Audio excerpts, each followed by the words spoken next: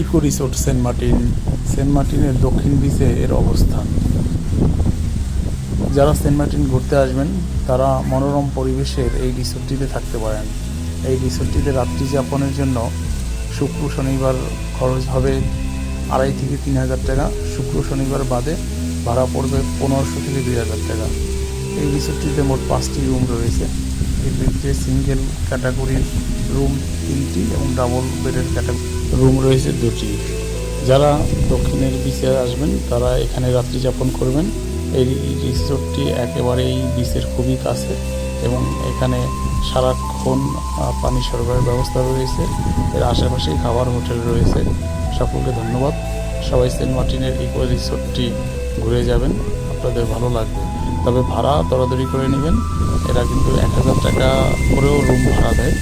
সুতরাং আপনারা যারা ভাড়া নেবেন আগে বুকিং না করে এখানে এসে ভাড়া দামাদামি করে নেবেন। সবাইকে ধন্যবাদ।